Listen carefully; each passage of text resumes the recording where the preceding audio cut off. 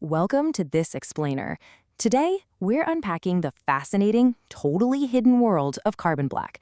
It's this crazy material that quite literally holds our modern world together, yet most of us have absolutely no idea it even exists. We're going to explore what this invisible giant actually is, and look at exactly how industry leader Birla Carbon is steering it toward a highly sustainable future. Let's get right into it. So think about the everyday items you rely on. Have you ever actually wondered what makes your car tires tough enough to handle thousands of miles on abrasive roads? Or, what gives the sleek plastic on your TV or smartphone that deep, flawless black finish? Believe it or not, the answer to both is the exact same material. So, what is this invisible giant? We're talking about carbon black. Now, to the naked eye, it just looks like a simple, fine black powder. But if you zoom in to a microscopic level, it's actually made up of highly engineered carbon nanoparticles that are fused together into these unique three-dimensional aggregates. It's produced by partially burning and pyrolyzing hydrocarbon oils, or natural gas, at ridiculously high temperatures under strictly controlled conditions. It is serious chemistry. A lot of people actually confuse carbon black with charcoal, but I promise you, they're fundamentally different. Carbon black has this incredibly complex particulate structure that forms in a gas phase from those fully pyrolyzed hydrocarbons. Charcoal? Well, that's really just a bulk or milled powder you get from heating wood at much lower temperatures. Because their structures are so wildly different, they act completely differently in industrial applications. I mean, you definitely wouldn't want to use your backyard barbecue charcoal to build a car tire, right? It would literally crumble in seconds. This invisible wonder material gives essential strength, durability, and safety to so many things we use every single day. Just think about this. Without reinforcing carbon black, your car tires wouldn't even last 100 miles on the highway, barely a road trip.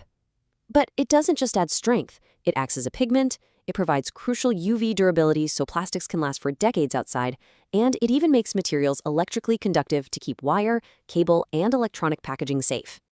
All right. Section 1. Building a global powerhouse. To really grasp how vital this material is, we need to look at the massive scale of its production. 2 million tons. That is just a staggering number, and it represents Birla Carbon's annual production capacity after a huge business move back in 2011. Now, becoming a premium global player definitely doesn't happen overnight, but hitting this immense scale meant Birla Carbon could suddenly serve the biggest tire and plastic manufacturers all over the globe. They pulled this off when the Aditya Birla Group catapulted Birla Carbon into absolute global leadership. By acquiring the Atlanta-based Colombian chemicals company from One Equity Partners in 2011, they didn't just, buy out a competitor. They strategically merged two massive operations. This added 11 plants across 9 countries almost overnight, opened up new markets, and combined some seriously talented R&D teams. It essentially created a powerhouse with cutting-edge tech and a truly global footprint. Moving on to Section 2, powering modern engineering plastics. Let's see how all this massive scale actually translates into the highly engineered products sitting in your living room or parked in your garage. Enter the Raven product line. Birla Carbon developed these high-color carbon blacks specifically for engineering resins, and they bring some really specific benefits to the table. First off, they have this distinctive morphology that gives an optimal balance of jetness and undertone, basically meaning the plastics look incredibly deep and rich. They also pack serious UV protection so things don't degrade out in the sun. Plus, their physical cleanliness drastically improves the surface finish, which means way lower rejection rates on the manufacturing floor. It's a win-win. So whether a manufacturer needs a standard tint for car parts or a totally next-gen finish for a sleek kitchen appliance, Birla Carbon engineers a particle for that exact look. Take a look here. The Raven 2000, for instance, has a lower surface area, so it's super easy to disperse. That makes it perfect for automotive stuff. But then on the other end of the spectrum, you've got the Raven 5100U. This is your next-generation piano black. It's engineered specifically for high-end consumer electronics where having that outstanding, flawless jetness is absolutely non-negotiable. But picking the right carbon black is kind of like walking a chemical tightrope. It's a delicate balancing act.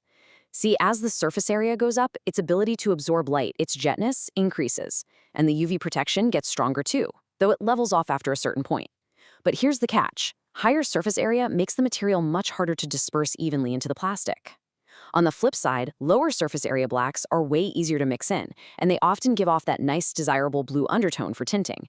So manufacturers really have to nail that perfect match for their specific application. Section 3, the drive for circularity.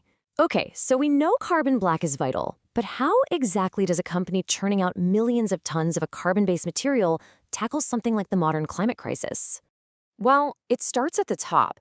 This powerful quote from Dr. Santrip B. Misra really hits the nail on the head regarding the gravity of the situation. Recognizing that the heavy burden of climate change is going to land squarely on future generations unless we change course, Birla Carbon stepped up and made a massive industry-first commitment back in 2021. Let's look at this pledge, an aspiration of net zero carbon emissions by 2050. I mean, wow, think about that. It's a monumental target for a company whose literal core business revolves around carbon. It aligns directly with the Paris Agreement and the tire industry project's roadmap, but more than that, it's a promise to fundamentally evolve how they operate from the ground up. Now, to actually hit that 2050 goal, they didn't just toss out a corporate buzzword and call it a day. They structured their entire decarbonization strategy around 4 really actionable steps. They call it the 4Rs approach: research, reduce, replace, and repurpose. Let's quickly break down what each of these looks like in practice. Step 1 is research. This heavily leans on their world-class R&D teams. We're talking about investing in some seriously futuristic tech to literally pull carbon out of the equation. They're discovering brand new ways to capture CO2 emissions and, amazingly, convert them right back into valuable products. Then we have the second step, reduce, which is actually already in full swing. They're not just waiting around for the tech of tomorrow. Get this, right now, 80% of their manufacturing plants house cogeneration facilities. That means they are actively capturing waste gases from the manufacturing process, turning them into energy, and sending that power straight back to the electrical grid. It's incredibly efficient. The third step, replace, is all about changing the inputs. They're aggressively transitioning away from heavy petroleum oils.